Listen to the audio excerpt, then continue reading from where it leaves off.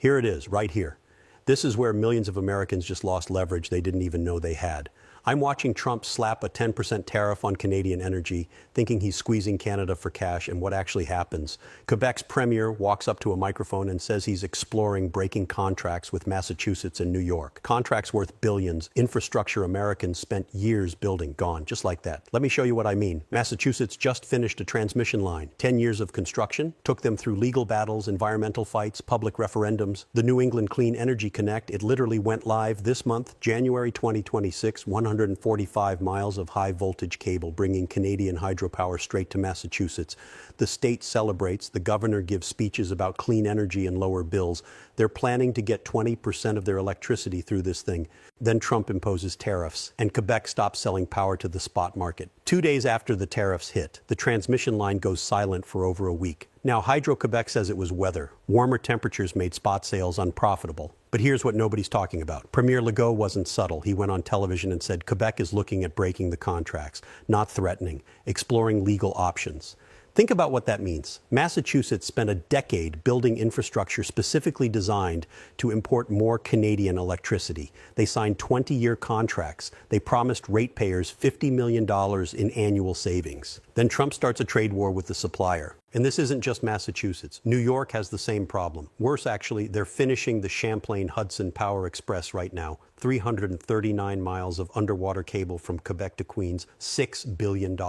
Expected to power 1 million homes in New York City starting in May. 20-year contract, fixed pricing. The whole climate strategy depends on it. Trump's tariffs put all of that at risk. But here's where it gets complicated. This isn't about whether Quebec will actually cut the power. It's about what Trump just revealed. He showed everyone that New England is structurally dependent on Canadian electricity. And Quebec has options Americans don't have. Let me explain why this is so catastrophically stupid. For 40 years, New England has been buying power from Quebec. It started in the 1980s. They built a 932-mile transmission line from James Bay to Boston specifically to bring Canadian hydro south. The relationship worked because both sides won. Quebec had massive surplus capacity from dams in northern Quebec. New England had expensive fossil fuel generation and climate goals they couldn't meet domestically. Vermont gets 25% of its electricity from a single contract with Hydro-Quebec. 25%. That contract runs through 2038. It's been keeping Vermont's rates stable while other New England states saw 20-40% price spikes. One contract, one supplier. 40% of Vermont Electric Coop's power comes from Canadian imports. New York imported 7.7 terawatt hours from Quebec and Ontario last year. That's not backup power, that's structural dependency. And Trump walked right into it. He saw Canadian energy and figured he'd charge 10% extra. Didn't consult anyone who understands how electricity actually works. Didn't think about the transmission infrastructure. Didn't consider that electricity isn't like oil. You can't put it on a tanker and ship it to Asia. Electricity flows through wires between directly connected grids. Quebec has the dams. Quebec has the reservoirs. Quebec can hold water or release it based on when prices are best. New England? New England has natural gas plants, some nuclear, growing renewables, and a desperate need for more clean power than they can generate themselves. The dependency runs one direction, and Trump just reminded everyone which direction that is. Wait, it gets worse. Most people don't think about where their electricity comes from. You flip a switch, lights work, the grid is invisible. But in New England, that invisible infrastructure is heavily Canadian. And what Trump did was make it visible in the worst possible way. Let's talk numbers, real numbers. In 2024, Canada exported about 30 terawatt hours to the United States. Total value, $2.7 billion Canadian. Not huge for Canada's economy, but critically important for specific regions in the US. New York alone imported 7.7 terawatt hours. New England gets roughly 5% of its total electricity from Canada in normal years. But during peak demand, winter cold snaps, summer heat waves, that percentage jumps way higher because Canadian hydropower is cheaper and more reliable than running natural gas plants when spot market prices spike. Here's what I'm about to show you changes the whole picture. New England's grid runs on natural gas. Over 60% of generation comes from gas-fired plants. When demand surges, natural gas prices explode because the same pipelines supply heating fuel and power plants. Wholesale electricity costs can jump to multiples of normal rates. Canadian hydropower dampens those spikes. When New England prices surge, Quebec sells more electricity south, bringing prices back down. Consumers don't see the massive rate increases they would experience without imports. Without Canadian power, New England faces two options: build more natural gas generation, expensive, contradicts every climate goal, or build massive battery storage to back up renewables, even more expensive, nowhere near commercially viable at the required scale. So Massachusetts and New York chose a third option: import clean Canadian hydro through dedicated transmission lines with fixed pricing, billions spent on infrastructure that only works if Quebec actually sends the electricity. Now, what I'm about to tell you kept me up last night. These aren't spot market purchases. The New England Clean Energy Connect has a 20-year contract for 1,090 megawatts. That's 9.55 terawatt hours annually, all from Quebec Hydro. The Champlain Hudson Power Express, another 20-year contract, 1,250 megawatts, enough to supply 20% of New York City's electricity needs. Combined, we're talking about infrastructure investment exceeding $10 billion, money already spent, cables already laid, converter stations already built, all designed specifically to make Massachusetts and New York more dependent on Quebec Hydro than they already were. Governor Healy in Massachusetts was celebrating 2 weeks ago. The Clean Energy Connect was finally operational after years of legal fights in Maine. She called it affordable, stable power that would help Massachusetts meet climate goals. And then Trump imposed tariffs, and Hydro-Quebec stopped selling to the spot market. Premier Legault said Quebec is exploring breaking the new contracts if tariffs aren't resolved. But that's not even the real story. The real story is time. You can't build power plants or transmission lines quickly. The Clean Energy Connect took 10 years from conception to operation. The Champlain Hudson Power Express has been in development for 15 years. If Quebec reduced exports significantly, New England couldn't replace that capacity for years. The region would face higher electricity costs, reliability concerns during peak demand, and complete failure to meet climate commitments. States would need to delay retirements of fossil fuel plants, run aging infrastructure longer, accept that renewable targets were unachievable. The political consequences would be immediate. Voters already angry about energy costs would see prices rise further. Climate advocates would watch emissions increase. Businesses with clean energy commitments would question whether these states could deliver on promises that attracted their investments. And the leverage wouldn't disappear. Even if Trump backed down tomorrow, the precedent is set. Quebec now knows it can threaten American energy security. Future negotiations over trade, environmental policy, water rights, anything crossing the border will happen with both sides aware that Quebec controls electricity supplies northeastern states desperately need. Here's what nobody's talking about. Quebec doesn't need American markets the way Alberta needs them for oil. Electricity doesn't work like oil. Quebec can sell power to Ontario. They can hold water in reservoirs. They can wait for better prices. The flexibility is asymmetric. Premier Legault was careful to distinguish between Trump and ordinary Americans. He said repeatedly his issues were with Washington, not with Massachusetts or New York residents. But he also made crystal clear that Quebec would protect its own interests. This is the part that changes everything. Trump thought Canadian energy dependence was one-directional. The United States imports oil and natural gas from Canada. Therefore, Canada needs American markets. That's true for oil. It's absolutely wrong for electricity. And what just happened proves it. When Trump announced tariffs in early February 2025, Hydro-Quebec immediately stopped exporting to New England's wholesale spot market. The main transmission line went silent. For over a week, no power flowed south. They claimed it was weather-related. Warmer temperatures made sales less profitable. But the timing was impossible to ignore. Exports stopped 2 days after tariffs took effect. Then Premier Legault got specific. He didn't threaten to cut Vermont's existing contract from 1987. Vermont didn't deserve punishment, but the new contracts with Massachusetts and New York, those hadn't started yet. Breaking them would be legally complicated, but potentially possible if Quebec argued tariffs fundamentally altered the economic terms. And even if Quebec couldn't legally break contracts, they could make life difficult. The fixed contracts specify minimum deliveries, not maximum. Quebec could meet bare contractual requirements while refusing to sell any additional power on the spot market.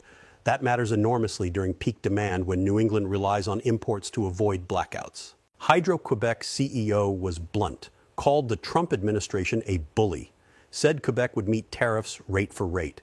If Washington wanted to charge 10% on energy imports, Quebec could add surcharges to electricity exports. The contracts might prevent outright cancellation, but pricing was negotiable within parameters. The message was unmistakable. Trump thought he was imposing costs on Canada. What he actually did was give Quebec leverage over northeastern states that depend on Canadian electricity for grid stability and climate goals. Now here's where this gets really bad. Ontario Premier Doug Ford tried the same play Trump did. In March 2025, Ford announced a 25% surcharge on electricity exports to Michigan, Minnesota, and New York. Retaliation for tariffs. Trump immediately threatened to double tariffs on Canadian steel and aluminum to 50%, said he'd declare a national electricity emergency. Ford backed down within 24 hours, suspended the surcharge. But Quebec? Quebec didn't back down. Legault kept the pressure on, kept talking about breaking contracts, kept reminding everyone that Quebec has options. Why the difference? Ontario sells surplus power to balance its grid. Ontario needs those sales. When Ford threatened to weaponize electricity, he was bluffing with a weak hand. Quebec isn't bluffing. Quebec has long-term contracts, fixed pricing, dedicated transmission infrastructure that Americans built specifically to import Quebec power. The leverage is real. And here's what I think Trump missed entirely. The economic impact on Quebec if they reduced exports, not catastrophic. Hydro-Quebec earned $3 billion from U.S. exports in 2023. Meaningful income for the provincial government, but Quebec's economy doesn't depend on it. If Quebec reduced electricity exports to New England by 30%, that's roughly 800 megawatts of lost capacity. New England would need to replace that with more expensive natural gas generation during peak periods. Wholesale electricity costs would rise, ratepayers would see higher bills, climate emissions would increase as fossil fuel plants ran more frequently. Quebec, the province would lose export revenue but could sell power to Ontario or hold it in reservoirs. The flexibility is asymmetric. New England needs Quebec more than Quebec needs New England. What makes Quebec's position even stronger is what Americans built. Massachusetts spent a decade and massive political capital getting the Clean Energy Connect approved. They fought environmental groups. They fought fossil fuel companies who didn't want competition. They fought Maine residents who didn't want transmission lines through pristine forest. They won all those battles, built the infrastructure, signed the contracts, and then Trump started a trade war with their supplier. New York's situation is identical. The Champlain Hudson Power Express is finishing construction right now, expected operational in May 2026. $6 billion buried underwater through Lake Champlain and the Hudson River to avoid environmental opposition. 20-year contract for fixed pricing. Governor Hochul has been promoting this as critical infrastructure for New York's climate goals. The state needs to hit 70% renewable electricity by 2030. Without Canadian hydro, that target becomes nearly impossible to reach. Offshore wind is delayed. Solar deployment is slowed by grid constraints. The Champlain Hudson line was supposed to deliver firm, around-the-clock electricity. Now it's a liability because Trump gave Quebec the ability to threaten it. But wait, there's something even worse I haven't told you yet. The immediate crisis was diffused. Trump paused many Canadian tariffs temporarily. Quebec hasn't followed through on threats to break contracts. The Clean Energy Connect is operational and delivering power as contracted. The Champlain Hudson line is still on schedule for May, but the damage is done. The trust that allowed 40 years of electricity cooperation is fundamentally shaken. Premier Legault said it explicitly. Quebec can never trust the United States the same way again. That's not rhetoric, that's strategic recalculation. Future energy projects will happen with Quebec keeping options open. Maybe smaller contracts, maybe more flexibility to redirect power to Ontario, maybe less willingness to invest in infrastructure that only benefits American markets. And here's what that means in practice. Massachusetts and New York are stuck. They've already spent billions on transmission lines that only work if Quebec sends electricity. They can't rebuild their energy strategies around different suppliers. Canadian hydropower is the only clean baseload option within realistic transmission distance. The result is exactly the opposite of what Trump intended. He wanted to extract money from Canada through tariffs. Instead, he handed Quebec enormous leverage over American states, undermined energy security for millions of people, threatened climate goals that have broad public support, and demonstrated to the world that American trade policy is chaotic and unreliable. Every megawatt of Canadian electricity flowing into New England is now a reminder that Trump created vulnerability where none existed. Quebec always had the option to threaten supply. They just never needed to use it because the relationship worked. Both sides benefited. The cooperation made sense. Trump ended that comfortable assumption. And Legault made absolutely certain everyone understood Quebec has options. Options that would leave New England scrambling for power, paying higher prices, burning more fossil fuels, explaining to voters why electricity bills jumped because of a trade war they opposed. Now I want to show you something that really concerns me, the precedent. This isn't just about electricity. It's about what happens when you make infrastructure a weapon. Massachusetts and New York built transmission lines assuming Canada would remain a reliable partner.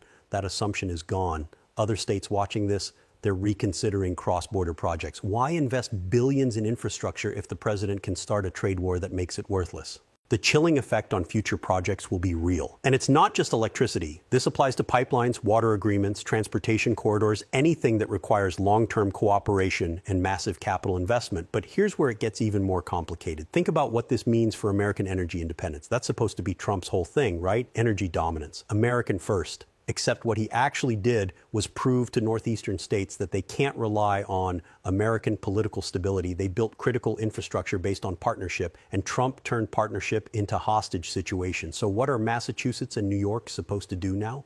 Double down on Canadian imports, knowing Quebec has leverage, or try to build domestic alternatives that will take decades and cost more than the transmission lines they already built? Either option is bad. Either option is expensive. Either option proves Trump created a problem that didn't exist. And this is the part that kept me up last night, the political calculation for Quebec. Hydro-Quebec isn't just a utility company, it's a crown corporation. It's owned by the provincial government. Every dollar of profit goes to Quebec's treasury. In 2022, Hydro-Quebec paid a $3.4 billion dividend to the provincial government. That's real money funding, provincial programs, infrastructure, services. American electricity exports are part of that revenue. But they're not irreplaceable. Quebec has options. They can sell to Ontario, they can invest in battery storage and sell power when prices are higher. They can build out infrastructure to other Canadian provinces. They can electrify Quebec's economy further and use the power domestically. What Quebec can't do anymore is trust that American contracts are reliable. Trump proved that. Even with signed agreements, even with billions in sunk infrastructure costs, even with 40 years of successful cooperation, American political leadership can threaten it all on a whim. So Quebec will hedge. And hedging means less commitment to American markets, which means exactly the vulnerability Trump was supposedly trying to avoid. Now here's what nobody's talking about in the media. The economic ripple effects. Massachusetts ratepayers were promised $50 million in annual savings from the Clean Energy Connect. Those savings depend on Quebec actually wanting to sell power at contracted rates. If Quebec decides to be difficult, if they meet minimum contractual obligations but nothing more, those savings evaporate. Rates go up. Voters get angry. New York faces the same problem. The Champlain Hudson line was supposed to save ratepayers $17 billion over 30 years. That calculation assumes friendly relations, assumes Quebec wants to maximize exports, assumes cooperation continues. Trump's tariffs put all those assumptions in question, and when voters see their electricity bills, they won't blame Quebec. They'll blame whoever's in charge when the bills arrive. The political consequences extend beyond energy, too. This was supposed to be a climate victory for northeastern states. They were reducing fossil fuel dependency, meeting emissions targets, showing the rest of the country that clean energy transition is possible and affordable. Now that narrative is compromised. Climate goals depend on Quebec's goodwill. Emission reductions depend on foreign electricity that can be threatened. The entire clean energy strategy is vulnerable to trade war politics. What does that do to public support for climate action? When voters see that going green means depending on Canada, and depending on Canada means vulnerability to Trump's trade wars, support weakens. The political coalition supporting climate action fractures. Progress stalls.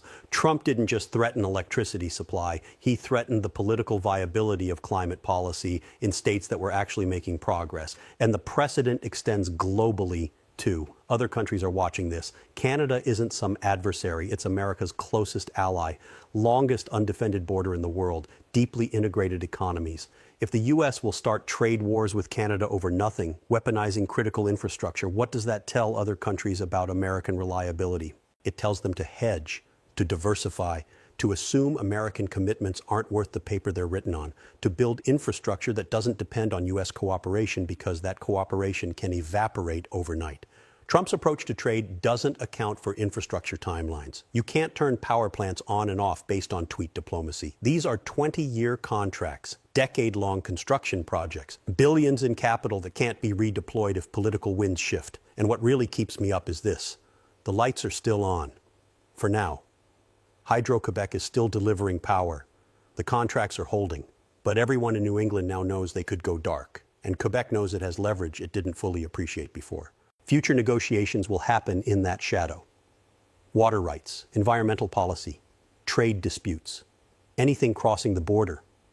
Both sides will remember that Quebec controls electricity that millions of Americans depend on for grid stability, climate goals, and economic competitiveness. This is what happens when you elect someone who doesn't understand policy, who doesn't consult experts, who thinks every relationship is transactional and every negotiation is about dominance.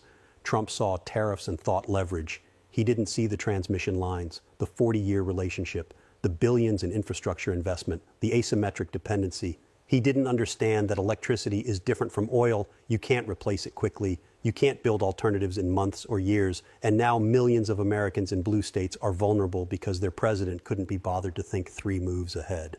The New England Clean Energy Connect is operational. The Champlain Hudson Power Express is finishing construction. Billions spent, infrastructure in place, 20-year contracts signed, all designed to make northeastern states more dependent on Quebec hydro. Trump made Quebec weaponize what was supposed to be partnership, and the consequences will echo for decades. What really gets me is the scale of the incompetence. This wasn't necessary. The relationship worked. Both sides benefited. 40 years of cooperation. And Trump blew it up because he didn't understand how electricity grids operate. Look, I've been covering politics for a while. I've seen bad decisions. I've seen unforced errors. But this is different. This is creating vulnerability where none existed. This is giving leverage to the other side. This is weakening American states to own the libs or whatever the calculation was. And the worst part, it won't be Trump who pays the price. It'll be Massachusetts residents when their electricity bills go up. It'll be New York businesses when grid reliability becomes questionable. It'll be Vermont families when their 25% Canadian power supply becomes a political football. Trump will be gone. The consequences will remain. Now, I'm curious, what am I missing here? Does this change how you see the situation? Let me know in the comments.